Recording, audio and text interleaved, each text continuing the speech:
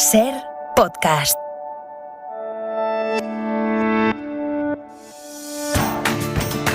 La Ventana, con Marta del Vado.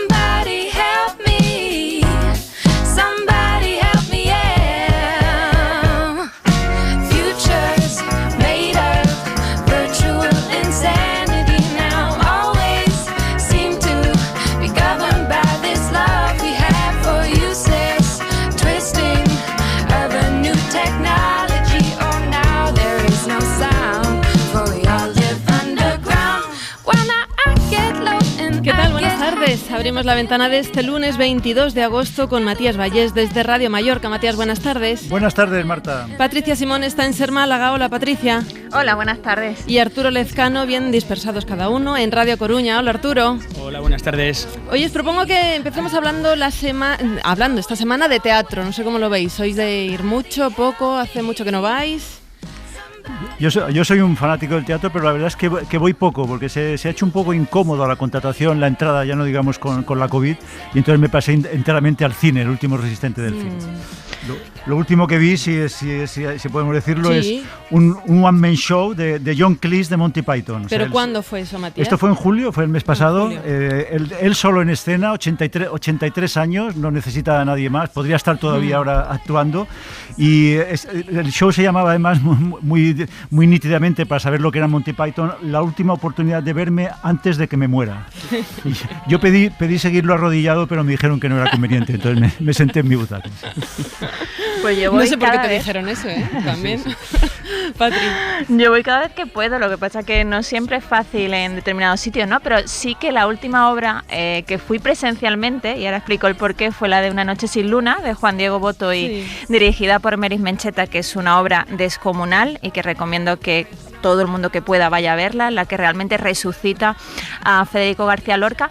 Pero decía que presencialmente porque hace una semana volví a ver una obra de teatro que grabé en 2014 en vídeo, Si el río hablara, y la vi porque su dramaturga es la nueva ministra de Cultura de Colombia, Patricia Ariza. Sí. Y a mí es que me parece que el teatro es una de las formas más completas y que más nos atraviesa para entender lo que nos ocurre y el mundo. Tanto que sí. Arturo. A mí, yo sigo un poco internacional también, como Patricia, porque la última obra de teatro que vi, que fue en junio, fue en La Habana. Y no es que fuese desconocida, porque era una versión muy especial, eso sí, pero una versión de la casa de Bernarda Alba, en la fantastiquísima fábrica de arte cubano, muy recomendable, ya no solo la obra, sino ese espacio multicultural que hay en la capital de Cuba. ¿Y podemos decir qué hacías tú en La Habana? Trabajar. Nada, pues trabajo de campo para un libro que tienes próximamente, ahí en marcha. Sí, señorita, sí. Bueno, pues imaginaos, a mí me da la sensación de que a casi todos nos gusta el teatro y que vamos menos de lo que quisiéramos. Y decía yo, imaginaos a quienes viven en localidades más pequeñas, ¿no? En lo que llamamos la España vacía o vaciada, municipios de 200, 300, 400 habitantes que no tienen siquiera espacios escénicos y que o se recorren no sé cuántos kilómetros para ir al teatro o no van directamente. Por eso una compañía ha decidido montar un teatro sobre ruedas para llevar sus representaciones por toda España a esos lugares donde el teatro no llega. Sonia Ballesteros, buenas tardes. Hola Marta, buenas tardes. ¿Qué tiene este teatro sobre ruedas de especial? ¿De qué se compone? Pues mira, tiene 3 caravanas y unas gradas desmontables. Eso desde el punto de vista de las instalaciones. Pero el factor humano lo ponen también 3 personas, una actriz, una técnica de iluminación y sonido y un gestor. Ellos se mueven por toda España a lo largo de todo el año y el verano es temporada alta. Nosotros nos hemos acercado hasta un pueblecito, a unos 200 kilómetros de Madrid para buscarlos. ¿Cuál exactamente? Pues mira, hemos ido a Fresno de Cantespino. Está en la provincia de Segovia, allí viven unos 300 habitantes. Junto a la ermita, en la zona más elevada del pueblo, se acababa de instalar la caravana de teatro sobre ruedas.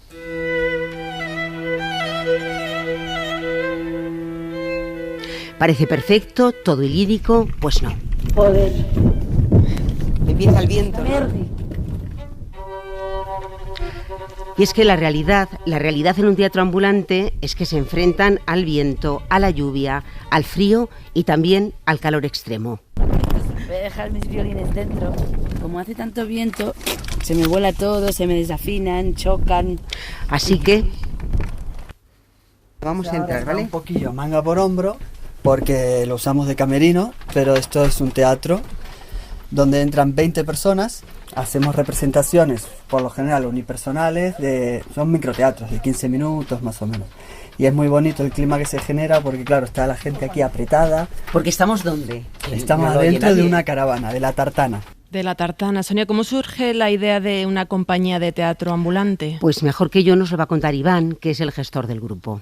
Como en Madrid es muy difícil poder tener un sitio, bueno, por alquileres y tal, pues surgió la idea de tener una caravana teatro. Y programamos todo lo que tenga cabida en este escenario. No nos cerramos a nada, ¿sí? Nos gusta mucho la música, el teatro, el circo. Y como ya hemos dicho, no tienen una sino 3 caravanas. La Tartana, que es donde estamos, la Cantina, una furgobar, que solo abren si no hay bar en el pueblo, y la Barraca, que abre sus puertas alrededor de unas gradas desmontables de color amarillo, donde caben hasta 250 personas. Ese nombre, la Barraca, nos lo contaba Iván, en recuerdo al teatro ambulante que García Lorca llevaba por los pueblos de España representando teatro clásico. Eso sucedía por los años 30, ¿no? Y mientras hablábamos, el viento que sigue soplando se colaba también en La Tartana. Suena mucho el viento, ¿no? Sí, ¿Eso es el viento? Son las partituras contra la caravana con el viento. Vale, nada. Y seguimos con la actriz del grupo que se presenta. Yo soy Marta y sí, soy actriz, payasa y un poco música. No afináis mucho aquí en Fresnos, ¿eh? Un momento. Iván gestiona, Marta actúa y falta la tercera del grupo, que es Chel. Yo soy Chel Cabanas, yo soy técnica de luces. Lo que pasa que, pues aquí como hay muchas cosas y luces poquitas, pues hago... Debería de decir que hago el mantenimiento, pero hay tantas cosas que se me escapan, porque hay cosas que se me escapan todavía. Por ejemplo, lo que es la mecánica, esto se me escapa. Y claro, vamos con dos caravanas, 2 vehículos, y claro, ahí me faltan datos todavía. ¿Qué es lo mejor de teatro sobre ruedas? Para mí, que llegamos a muchos sitios donde no suelen llegar ni las artes escénicas ni el cine, muchas veces, hombre, sí, con Netflix, pero que no tienen eventos culturales a menudo. Y llegamos a todos estos sitios y a mí esto me hace mucha ilusión. ¿Y no es duro lo de ir cambiando y rodando, ir...? Sí. Yo creo que sería igual que si le pregunto a un funcionario, ¿no es duro todos los días hacer lo mismo? Pues hay épocas y épocas. Hay épocas que me apetecería quedarme en casa y no moverme, y me toca moverme, pero hay otras que soy muy feliz. Y además hay muchas incógnitas en estas representaciones. Fíjate que ellos nunca saben cuánto público va a asistir. Nunca se sabe, puede ser 5, 10 o 50. Hay cosas, por ejemplo, que la piscina cierra a las 8 y entonces, claro, la actuación es a las 7:30, pues ahí no va a venir mucha gente. Cada sitio es diferente, entonces a mí siempre tengo esa cosilla en el estómago de qué pasará, funcionará, no funcionará, le gustará a la gente. Y otra incógnita es que el público tampoco sabe qué es lo que va a ver. Pues no sabemos, que veremos, pero estará bien. Hemos venido a ver el espectáculo del teatro. Sí. ¿Y qué creéis que va a pasar aquí? Pues magia. Pues un espectáculo de circo, ¿no? Parece ser. ¿Es algo relacionado con la religión? No. ¿Hoy qué vas a representar, Marta? Voy a hacer Ambitions, que es un solo de clown y música. ¿Cuál es la historia que cuentas? Bueno, es una mujer que viene a hacer un concierto y es muy ambiciosa, entonces siempre va a querer más y nunca tiene suficiente. Entonces hay un momento que la ambición se la come. La ambición se la come y los 200 espectadores que ocupan las gradas del teatro sobre ruedas, niños y mayores, han participado, han reído, han aplaudido este espectáculo, olvidándose de los 18 grados y el fresco viento que sopla desde la sierra. Son 50 minutos que acaban así. ¡Un poco más grande! ¡Sí! ¡Esa es la actitud! ¡Toma ya! La ambición es el deseo ardiente de poseer fama, riquezas, poder, honores. ¿Hasta dónde estamos dispuestas a llegar?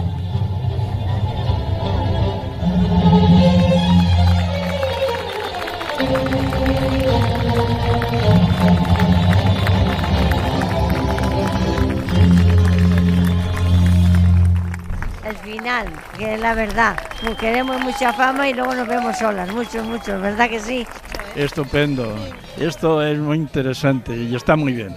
Mucha suerte y mucho triunfo. Ha estado bastante bien, la verdad. Me ha gustado, sí. Muchísimo.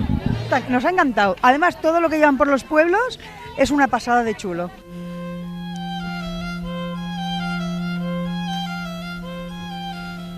Es una pasada de chulo, dice. ¿Sabes dónde están ahora? Pues mira, están haciendo muchos kilómetros este verano, miles de kilómetros. Cuando nosotros los encontramos venían de Galicia, se han movido por Castilla y León y ahora mismo están en Andalucía.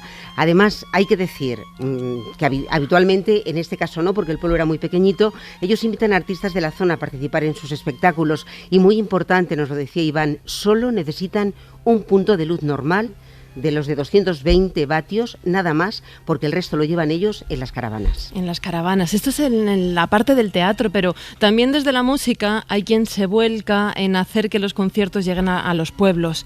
La Moda ha anunciado una pequeña gira por distintos pueblos de la provincia de Burgos con esta misma idea, con la de actuar en lugares donde no hay grandes festivales ni megaconciertos. David Ruiz es vocalista de La Moda. David, buenas tardes. Hola, buenas tardes. Oye, no es la primera vez que organizáis conciertos en los municipios de lo que llamamos la España vacía. ¿Qué es importante para vosotros de llevar la música a estos pueblos, a estos lugares? Pues como decíamos, el reivindicar que la cultura es un derecho de todo el mundo, viva en una gran ciudad o en un pueblo pequeño, dar visibilidad a ese mundo rural y llevar música también a lugares, como bien decías, donde no suelen pasar las giras o los festivales o los ciclos, para que, bueno, pues que también allí puedan verse conciertos y música en directo, que creemos que es algo muy importante para cualquier persona. A vosotros también os pasa como contaba Sonia en la compañía de teatro, que claro, que actúas con la incertidumbre de que no sabes cuánta gente te va a llegar a verte. Eso nos pasa y nos ha pasado sobre todo en salas de conciertos y en los festivales fuera de nuestra ciudad. En este caso, como esta pequeña mini gira la hacemos por nuestra tierra y hicimos ya una en 2019 y fue muy bien, quiero pensar que algo de gente va a ver, pero compartimos esa sensación y esa incertidumbre la hemos vivido muchas veces antes de salir a tocar en muchos sitios. Todos los conciertos íntimos, David, los realizan las grandes estrellas. Estoy pensando ahora en Bruce Springsteen encerrado con solo 1.000 personas en un teatro de Nueva York, de Broadway, cuando él está acostumbrado a multitudes. ¿Qué encuentra un artista en la intimidad? ¿Qué hay diferente de estas actuaciones a cuando estáis en una ciudad? Pues que son más auténticas en el sentido de que llevas la música a un sitio donde no tienen por qué ir a verte o estar acostumbrados a verte. A la vez la gente es mucho más agradecida, porque valora el hecho, ya independientemente del estilo o de gustos, aunque no le mole lo que tú haces, valoran que te hayas acercado a su casa, a su tierra y que de alguna manera pues hayas elegido ese lugar para tocar. Y en general eso, que se rompen un poco las edades que hay a veces en las ciudades y en los festivales de los grupos de edad, el rollo tal. Ahí ves a la gente mezclada y ves a la gente disfrutando con la música en directo y eso es muy bonito. Y además es un poco contraposición de lo que a veces pasa con los conciertos que se dan en localidades pequeñas, que muchas veces son orquestas, con todo el respeto para ellas, por supuesto, orquestas que traen versiones de canciones de moda. Me imagino que os habrá pasado de todo, aún sabiendo el respeto que os tendrá la gente en cada pueblo que visitáis, que os pidan a lo mejor alguna canción de moda o algo similar, ¿no? Sí, pero está muy bien y es incluso divertido, y esas anécdotas pues luego se recuerdan con cariño.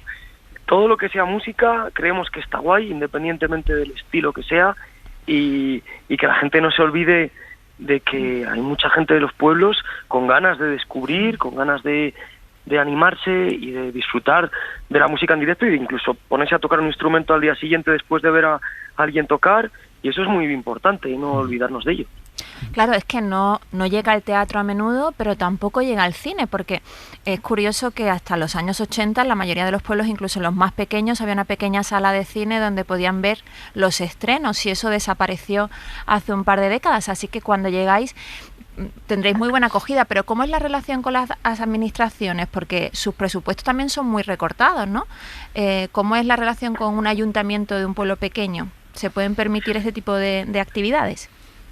En nuestro caso, y como somos muy afortunados y que gracias al trabajo y también al boca a boca y a la gente de aquí de Burgos que siempre ha hablado muy bien de nosotros y gracias a eso hemos podido ir saliendo fuera, nosotros nos podemos permitir hacer estas pequeñas giras gratis sin pedirle nada a los ayuntamientos y a las administraciones, también para empezar porque preferimos hacerlo de forma independiente y contactar directamente con los pueblos, pero bueno, entendemos que en muchos casos no es posible, o sea, mucha gente y muchas compañeras y compañeros harían lo mismo que nosotros y más giras y más fechas, también si pudieran hacer un Within Center, como hemos tenido nosotros la suerte de hacer. Claro. O sea que realmente cada grupo es un mundo y tiene...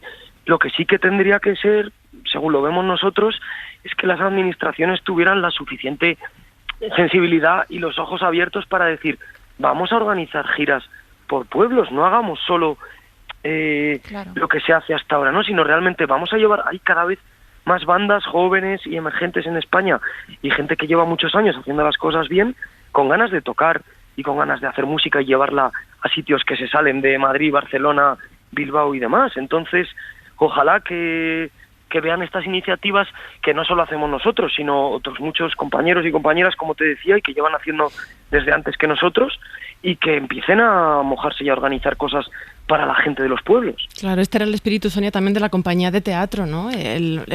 Aunque ellos son una iniciativa privada, digamos, sí. El moverse por las comunidades, los municipios pequeños, de tal manera que las administraciones de un tipo y de otro pues les puedan apoyar para hacer esto. Exactamente, sí. En este caso concreto, allí en este pueblo, en Fresno de Cantespino, era un dinamizador cultural privado quien había movido esto, pero él a su vez estaba en contacto con Diputación, con la administración comarcal, etcétera. Se mueven un poco así, ¿no? Ellos buscan ayuda, cualquier tipo de ayuda que pueda surgir, por pequeña que sea. Ellos están ahí permanentemente atentos, ¿no? a las páginas web y a todo para poder solicitarla, y aparte de esas ayudas, pues claro, luego se mueven con las instituciones, porque es muy difícil que un ayuntamiento con 300 habitantes o con menos, porque 300 ahora, igual luego censados en invierno quedan menos allí, claro, tenga posibilidad, pues bueno, de contratar, aunque sean grupos pequeños que tampoco cobran cantidades enormes, pero es complicado. Entonces sí que están ahí pues otras instituciones un poco más grandes, como son las diputaciones provinciales, por ejemplo, etcétera. Lo más espectacular de tu crónica, Sonia, es el público, un público muy agradecido, un público volcado, entregado, que se lo ha pasado en grande, ¿no? Y de todas las edades. Sí, fantástico. Eso, fíjate, que esto lo valoran mucho también ellos, ¿sabes? Los de la compañía. Dicen que ellos acercan el teatro a esos pueblos, ¿no? Pero luego ese pueblo se acerca a ellos de una forma increíble, porque es verdad que yo estuve con el micrófono y estaba preguntándole al público, pero luego ellos a su vez se iban a la actriz, se iba a Iván a contarles, ¿no? Oye, qué bien, y muy agradecidos.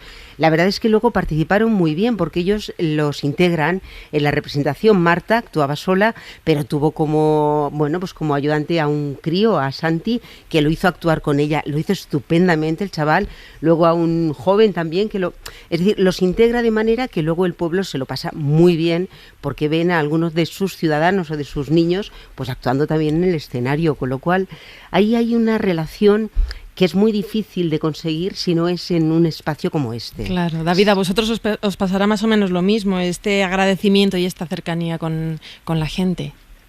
Pues sí, comparto las palabras que acaba de decir la compañera, porque es lo mismo, es como que súper agradecidos. No sé, es que no hay muchas palabras tampoco para describirlo, hay que vivirlo, y es verdad que solo esa manera de interactuar o esa naturalidad o espontaneidad solo se da en ciertos espacios, y en este caso, bueno, estoy muy de acuerdo con lo que ha dicho. Lo mencionabais, ¿no? La barraca, y cómo es inevitable pensar en ella. Y justo esta semana veía el documental de Los Días Azules sobre Antonio Machado, sí, de la directora Laura Hochman, y es que es exactamente eso, ¿no? El gran objetivo de la Segunda República de llevar el arte, la cultura a los lugares más abandonados por el Estado tradicionalmente, y cómo ese era el ideal progresista republicano al que le debemos tanto. Bueno, David Ruiz, vocalista de La Moda, muchísimas gracias, y que vaya muy bien estos 3 conciertos que tenéis a finales de esta semana por allí, por los pueblos de Burgos. Muchas gracias, buenas tardes. Un abrazo, Sonia Ballesteros, muchas gracias por traernos esta historia. A ti, Marta. Con ruedas, un beso.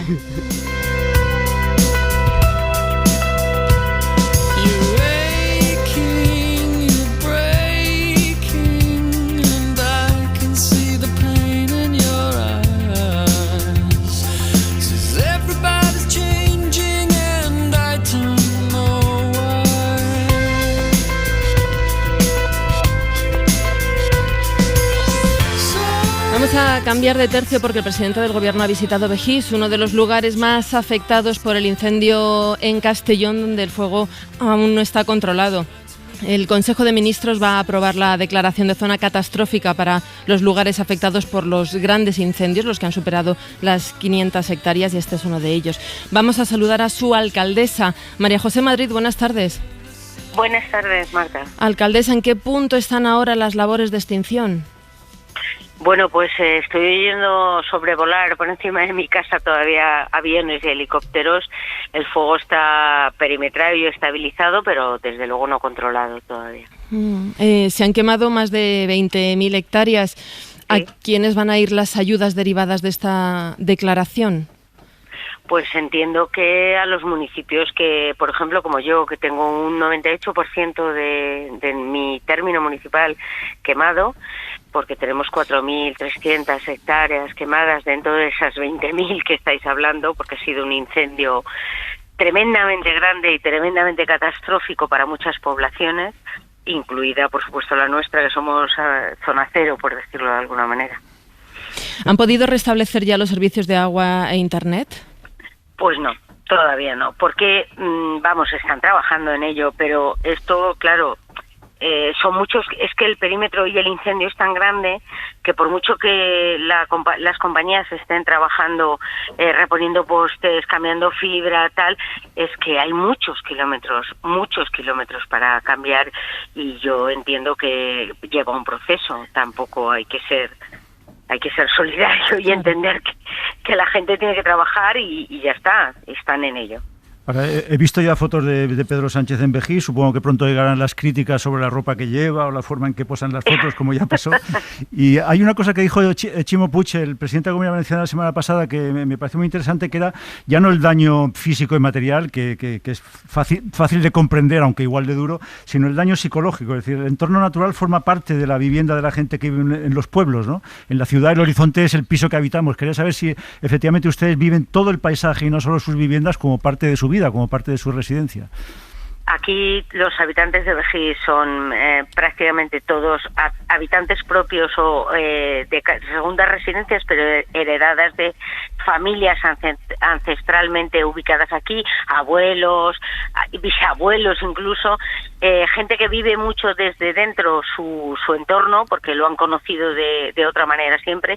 Hemos sufrido otras veces incendios y tal, pero es que este de verdad ha sido, mires donde mires, catastrófico, porque da igual que mires a la derecha que a la izquierda del pueblo, da igual, es que igual de dantesco la imagen. Alcaldesa, me ha llamado la atención que el Centro de Coordinación de Emergencias de la Generalitat y los alcaldes de las zonas afectadas están pidiendo a la población que no acudan a hacerse fotos a esas zonas quemadas por los incendios forestales.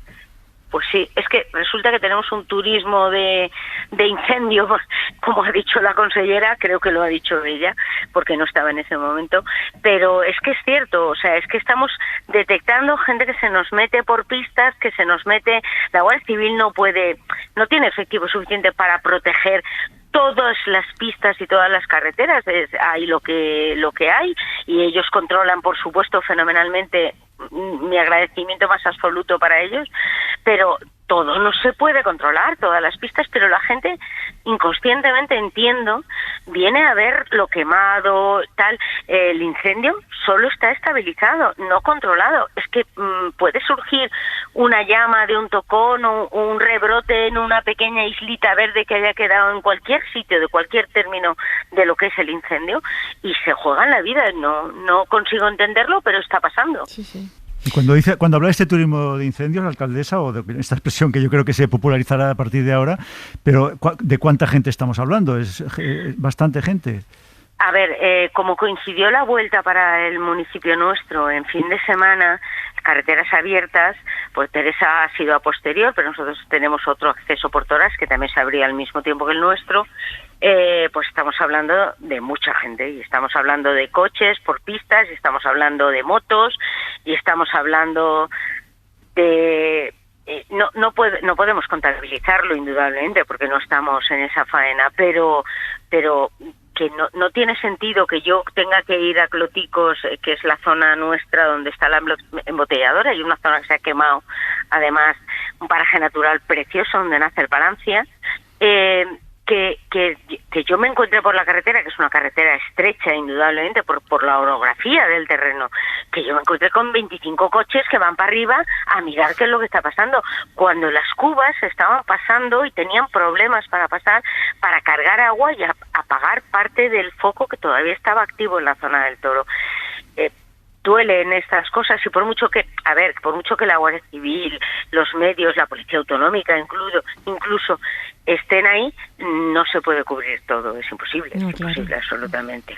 No, es que hemos visto fotos y vídeos, no solo este incendio, sino de otros, las imágenes incluso de la UME desde dentro del autobús atravesando llamas, también recuerdo de un tren yendo a Galicia también, y quizás sí que habría que intentar entre todos y también las administraciones públicas pues poner de manifiesto esto, porque ya es un problema, ¿no? Manifiesto, nunca mejor dicho, como usted está diciendo, que es esta gente de no sé, turismo incendios o instagramers que quieren hacerse la foto más cerca. O sea, que convendría decir que quizás un vídeo desde dentro de un autobús de la UME entre llamas, pues es la cotidianidad que alguien registra desde dentro de la UME, pero no que se acerquen como los que se acercan a un barranco y terminan en la peor de las situaciones. No sé si en este sentido hay alguna iniciativa desde las administraciones públicas, o si después de las declaraciones de la consellera, como decía usted, pues que se pueda realmente hacer, yo creo que incluso una campaña, ¿no?, a estas alturas.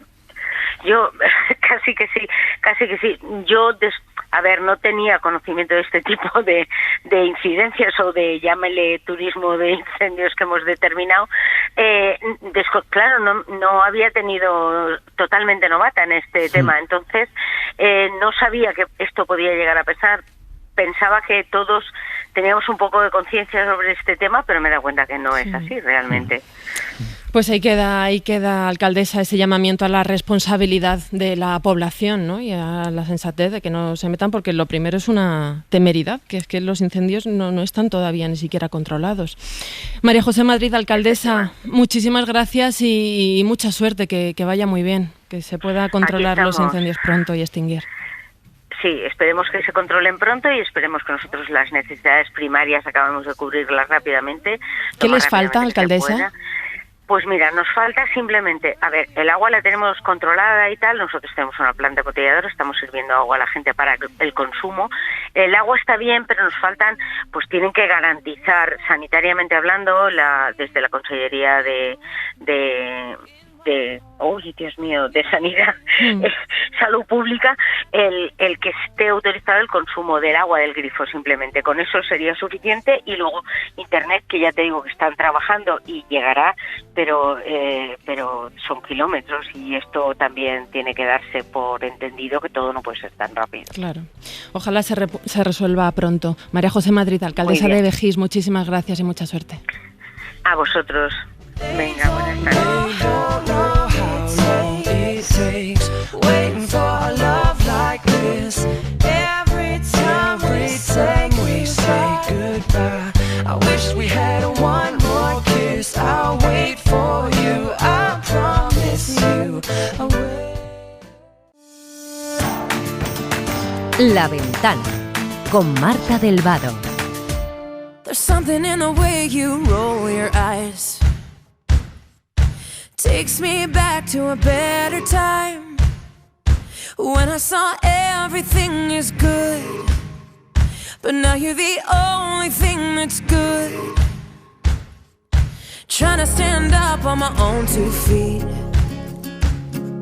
This conversation ain't coming easily, and darling, I know it's getting late. So what do you say we leave this place? Walk me home in the day. Son las 5 menos 20, las 4 menos 20 en Canarias. Estamos tomando café hoy con Matías Vallés, Patricia Simón y con Arturo Lezcano. Esta semana, estáis ahí, ¿verdad? Que no os veo ninguno. Sí, estamos. De guardia, aquí estamos. Sí. Estamos en la semana del in-between, ¿no? A medio camino entre el final de las vacaciones, la preparación para el inicio del nuevo curso. Y para quienes se vayan de vacaciones en septiembre, que no cunda el pánico, es normal desde un punto de vista neurológico ese agotamiento mental por la falta de desconexión.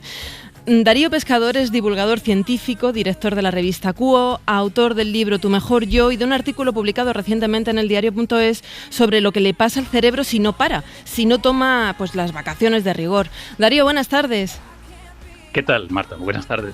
Gracias por asomarte a la ventana y queríamos preguntarte por qué nuestro cerebro... O sea, lo sabemos físicamente que necesitamos descansar, pero ¿por qué? ¿Qué le pasa a nuestro cerebro cuando no lo hace?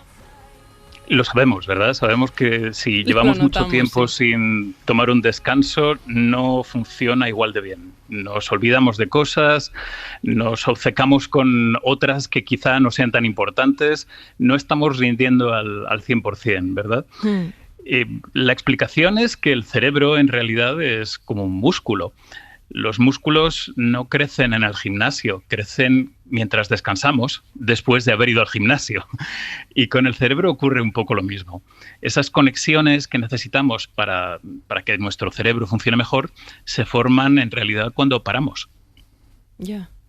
Qué curioso. Hasta ahora, Darío, nadie necesitaba recordarle a los españoles que necesitamos unas vacaciones. Es que nos estamos volviendo estajanovistas y alcohólicos del trabajo y no desconectamos. Bueno, es un fenómeno mundial y yo creo que es también parte del imperio cultural al que pertenecemos. Estados Unidos es un país que nos exporta sus modas y sus costumbres y en Estados Unidos la gente no tiene costumbre de tomarse vacaciones. De hecho, aunque no está regulado por ley, las empresas dan normalmente a la gente vacaciones, no muchas, unos 10 días al año, y lo que ocurre es que la mayor parte de la gente no se las toma porque se ve mal, está mal visto. Así que esperemos que esa moda tarde bastante en llegarnos a nosotros. ¿Y es mejor tener unas vacaciones prolongadas, pues no sé, cogernos el mes de vacaciones que podamos tener, o es mejor hacerlo en periodos cortos y escalonados? ¿Es mejor para el cerebro, digo? Pues lo que ocurre con las vacaciones, el efecto positivo de tomarse unas vacaciones, es que aumenta una cosa que se llama la neuroplasticidad. La neuroplasticidad es la capacidad de nuestro cerebro para adaptarse a cosas nuevas y para tener ideas nuevas. Por eso las vacaciones aumentan la creatividad. Y si estamos todos los días haciendo lo mismo, todos los días yendo al trabajo, todos los días volviendo a casa y viendo Netflix, y no cambiamos de escenario, la neuroplasticidad se estanca. Nuestro cerebro deja de crecer y deja de aprender. Pero para que este proceso de cambio arranque, hace falta por lo menos que la desconexión sea total y que dure unos días. Hay varios estudios que dicen que la duración está entre 1 semana y 2 semanas. Pero de nuevo estos estudios vienen de Estados Unidos, donde la gente no se toma vacaciones, así que no sé si fiarme mucho de ellos. Darío, te iba a hacer una pregunta que tiene que ver con esto, pero al revés, la desconexión en 24 horas, ¿no? O sea, porque yo ya empiezo a escuchar cosas como, ¿estás de vacaciones? Más o menos, ¿no? Semivacaciones, o sea, la desconexión, pero que a lo largo del día alguien, seguramente por las nuevas tecnologías, porque existe un mensajito que te llega de alguien del trabajo que te pide algo, un audio, cualquier cosa que antes pues apagabas y ya está, pues te hace volver a tu vida laboral habitual durante, pongamos, 1 hora al día. Esto me imagino que también es igual de contraproducente que lo otro que decías, ¿no? Claro, es un paso atrás. Es como si tú dices, bueno, he decidido ir al gimnasio, pero en realidad cuando voy al gimnasio me siento en la cafetería y me pongo hasta arriba de patatas fritas durante un rato y luego vuelvo al gimnasio. A ver, estás mejor que antes, pero también estás en una situación que no es la óptima. Si lo que quieres es que el gimnasio te dé beneficios. Con las vacaciones ocurre lo mismo. Si cada cierto tiempo estamos volviendo al trabajo, porque ahora el trabajo lo llevamos en el bolsillo, claro, las vacaciones no van a funcionar tan bien. También me encuentro a cada vez más mujeres, sobre todo, ¿no? que que durante su periodo de vacaciones, pues al final se tienen que hacer cargo del cuidado de los niños y de las niñas porque no tienen compañeros o no reparten las tareas, o que es el tiempo que dedican al cuidado de sus familiares mayores, ¿no? Efectivamente, sí cambian de tarea, pero muchas de ellas cuando vuelven a su vida laboral están mucho más cansadas que antes. ¿Qué se necesita hacer realmente para que las vacaciones sean un periodo de descanso y de esa regeneración, ¿no?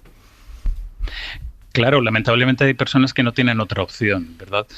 Pero lo que tenemos que hacer es, sobre todo, cambiar de escenario y parar, hacer una pausa. Y esto es importante no solamente en las vacaciones, es importante en nuestra vida de todos los días. Los fines de semana la gente sigue recibiendo mensajes de trabajo en el móvil. Hay que apagar el móvil, hay que meterlo en un cajón el viernes y sacarlo el domingo, porque si no siempre vamos a estar en el trabajo. Nuestro cerebro no cambia de escenario si el trabajo lo llevamos con nosotros. Y si en el caso de las personas que tienen que cuidar a otras se añade otra cosa que es el estrés.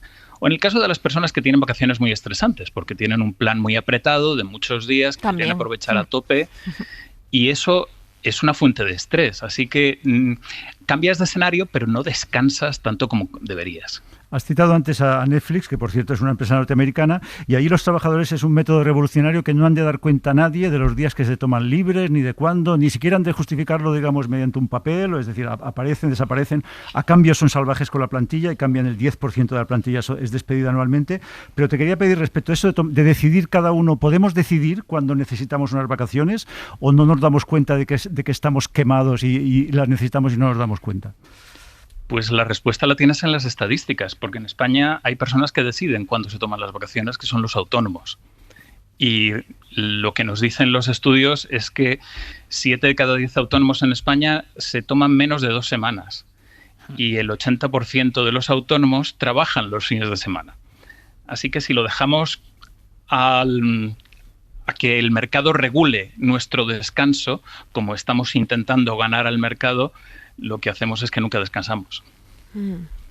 Darío, también pasa que cuando vuelves a la rutina, después de las vacaciones, parece que esto se te quedan lejísimas, ¿no? Que se te olvidan de inmediato. No sé si está contabilizado, medido de alguna manera, ¿cuánto duran los efectos beneficiosos de las vacaciones? Sí, lo que pasa es que ya sabéis que estos estudios son muy subjetivos. Lo que se hace es preguntar a la gente, ¿cómo está usted? ¿Está bien? ¿Está mal? ¿Está animado? ¿Está desanimado? Y se gradúa más o menos. Entonces los estudios dicen que los efectos duran entre 2 semanas y 2 meses. Pero lo cierto y lo importante es que se pasan. Es decir, que después de las vacaciones todos tendemos a volver a lo mismo que hacíamos antes. Quizá porque también las costumbres son muy difíciles de erradicar. Es parecido con lo que ocurre con los hábitos. Si queremos adquirir un hábito nuevo o hacer una tarea automática, necesitamos entre 20 días y 2 meses para que se vuelva automática, para que sea parte de nosotros.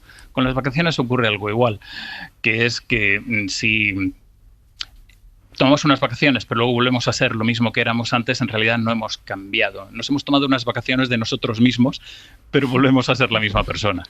Es que iba a decir simplemente que si el tema del teletrabajo, que también ha sobrevenido, ¿no?, en los últimos 2 años, también tiene que ver, decías que el trabajo lo llevamos en el bolsillo, pero también muchas veces es aquello de antes cuando volvías a trabajar y te habías olvidado de la contraseña para entrar en el ordenador de tu trabajo, ahora prácticamente es imposible teniéndolo en el sofá o prácticamente en la cama, ¿no? Claro, tened en cuenta que el trabajo forma parte de nuestra vida, de nuestra subsistencia, y es una fuente de ansiedad. Si no apagas esa fuente de ansiedad nunca, pues siempre vas a tener la tentación de mirarla porque te provoca inquietud o incluso puede que tu trabajo sea estupendo y estés muy animado y tengas muchas ganas de hacer cosas, pero entonces también, si lo tienes al alcance de la mano, no puedes parar. De hecho, hay ya familias en las que hay momentos sagrados al día, en los que meten todos los móviles en una caja y la cierran con llave. Esto quizás sea una cosa que tenemos que empezar a pensar en hacer en nuestra vida cotidiana. Meter el móvil en un cajón con llave y dejarlo ahí un rato. Darío, dime que tú te has ido de vacaciones y que yo no las estoy rompiendo en este momento. Pues yo soy una estadística, porque yo soy autónomo en realidad, porque soy no solamente el director, soy también el editor de la revista Quo. y lo que me ocurre es que me cuesta tomarme vacaciones. Así que he hecho una pausa de al menos una semana, que era lo que necesitaba para recuperarme, y espero hacer otra. Darío Pescador, divulgador científico, director de la revista Quo. Muchísimas gracias. Muchas gracias a vosotros, ha sido un placer. Un abrazo.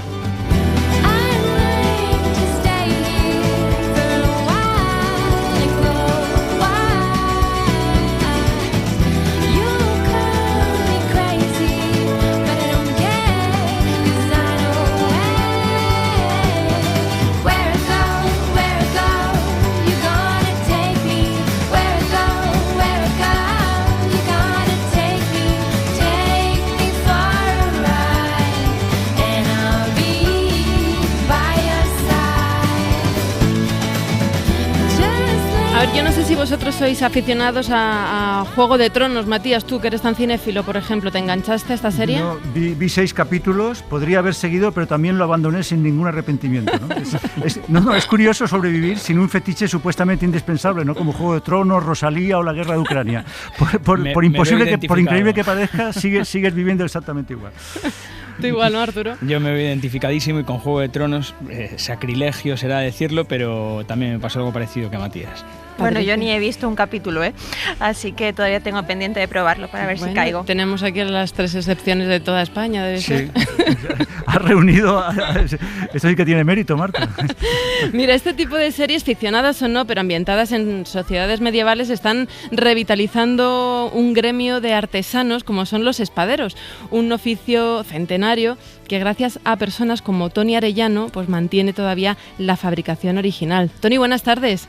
Hola, buenas tardes, Marta. Toni, eres espadero de artesanía tradicional toledana. En tu caso, esto de las espadas te viene de tradición familiar, ¿no? ¿Cómo y cuándo aprendiste a hacerlas? Bueno, yo soy la 5ª generación de artesanos del mundo de la fragua y de la forja, y prácticamente toda mi vida me he criado en el taller de mi padre y mi abuelo, y me viene en la sangre.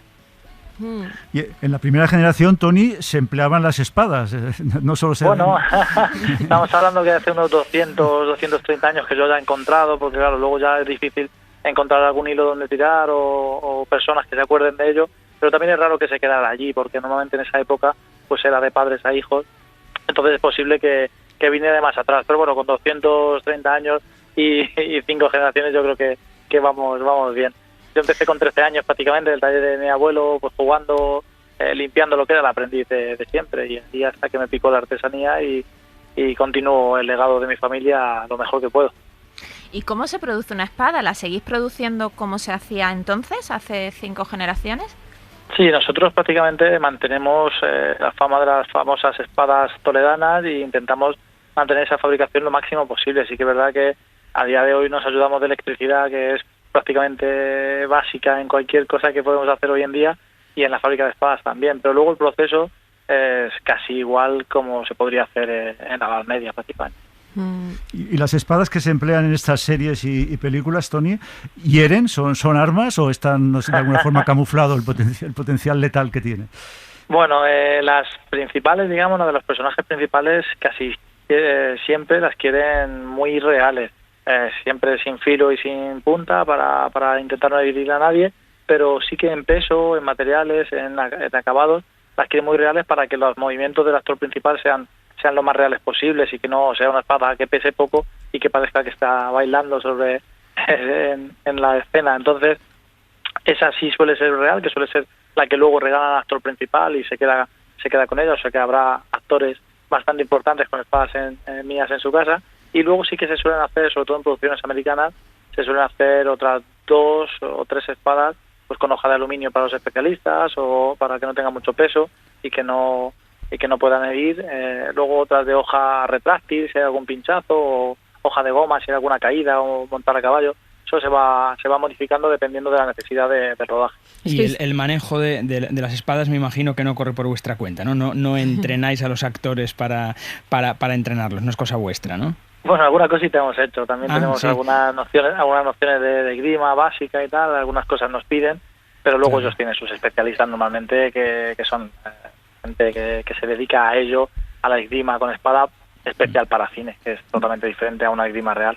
No sé, Tony, si eres el único de los presentes que ha visto Juego de Tronos, y era para que me dijeras no, yo lo he visto, si son reales, Pues tú y Marta, si son visto... reales las espadas, si son buenas espadas las que emplean. Creo que habéis elegido bien porque yo tampoco la he visto, así que habéis unido a buenas personas. Vaya cuatro, pero Tony, hoy que se estrena la precuela de esta serie de Juego de Tronos, ¿qué parte de los ingresos de un sector, un gremio tan tradicional como el vuestro, se reflejan pues eso en trabajos para series y películas, para este tipo de producciones? Nosotros llevamos años trabajando bastante bien. También depende de las producciones que haya en ese año. Hay producciones que nos podemos juntar, o sea, años que nos podemos juntar con un par de producciones o 3, y hay años que no hay nada. Entonces, dependiendo, pero puede estar alrededor de un 30 o un 40 de la producción total. Yo cada vez que escucho hablar de espadas me acuerdo, que seguro que os acordáis también, cuando Cayetano de Alba, el hijo de la duquesa de Alba, en una entrevista con Évole dijo algo así como que le echaba de menos esos tiempos en los que en lugar de ir al juzgado, ¿no? Pues se arreglaban las cosas de sacando una espada, ¿verdad? Y tú o yo fuera y se acabó, decía, ¿no? Aparte de para las producciones de cine, ¿qué otras personas compran espadas? Nosotros trabajamos también para decoraciones de museos, castillos, trabajamos también para un par de deportes que todavía se siguen haciendo, que es combate medieval o esgrima recreación histórica, que todavía se usan espadas adaptadas a ese tipo de combate, pero son deportes federados, sobre todo en Norte Europa, y luego también pues para coleccionistas, pequeños coleccionistas que ahorran todo un año para tener una pieza mía, o el gran coleccionista que tiene 15 o 20 piezas mías, y ahora también nosotros somos el espadero oficial de Budifú España, y allí pues tenemos todo tipo de visitantes que adquieren todo tipo de espadas, de las más económicas como recuerdo de su visita, o espadas ya más consistentes con otro precio, que se enamoran de ellas cuando las ven allí y me ven a mí trabajar en vivo y en directo y forjando espadas. Oye, creo que entre las que más vendéis son la tizona del Cid, la recreación de la de Hernán Cortés. ¿Y cuáles más? A ver, nosotros exportamos a todo el mundo. Desde la plataforma espadasdetoledo.com tenemos la capacidad de que podemos enviar una espada, nos puedan comprar una espada de cualquier lugar del mundo y podemos enviarla a cualquier parte del mundo. Eso, la globalización nos ha ayudado mucho. Entonces, dependiendo de en qué sitio del mundo te compres la espada, quieren otra, pero sobre todo, el tema de Sudamérica, pues el tema de conquistadores, Hernán Cortés, Pizarro, las de Lezo, la tizona del Cid es la más solicitada porque al final es nuestro héroe español que más se habla dentro y fuera de nuestras fronteras, pero luego hay un montón de espadas que no son atribuidas a un personaje, pero son, por ejemplo, espadas del siglo XV-XVI, que son espadas de lazos usadas en toda Europa en la época dorada de la espadería, que se solicitan mucho. Y por hacernos así una idea, más o menos, ¿cuánto puede llegar a costar una espada de este tipo? ¿O el rango de precio, más o menos? Bueno, nosotros partimos, a lo mejor la espada más barata está en 180 o 200 euros, y las más caras que hayamos hecho, pues unos 3.000, 3.600, alguna espada muy especial, con unas características especiales, llegaría a 6.000 euros. Pero bueno, tenemos un rango de precios bastante amplio porque depende única y exclusivamente de las horas de trabajo. Entonces, cuanto más decoración quieras una espada o unos materiales más específicos, más horas vas a echar en esa pieza y más va a valer. ¿La espada de Bolívar la hacéis, Tony? Sí, Bolívar, sí. No la he hecho nunca, que trae polémica. Pues oye, igual es para la nueva temporada. Iba a decir un buen regalo para... Bueno, en fin. Tony Arellano, espadero de artesanía tradicional toledana, muchísimas gracias. Nada, muchas gracias a vosotros. Matías, mañana nos hablamos otra vez. Mañana más. Un beso, Marta. Un beso, todos, Patricia, saludos. un besazo grande. Hasta la semana que viene. Arturo, tú y yo seguimos. Nos quedamos, sí. J'aime quand tu dis moi je m'en fous, on n'est pas bien là, à parler bien et de tout, à parler de lui et de nous. J'aime quand tu dis moi je m'en fous. Suscríbete a La Ventana. Todos los episodios y contenidos adicionales en la app de Cadena SER y en nuestros canales de Apple Podcast, Spotify, iVoox, Google Podcast y YouTube. Escúchanos en directo en la SER de lunes a viernes a las 4 de la tarde. Cadena SER. La radio.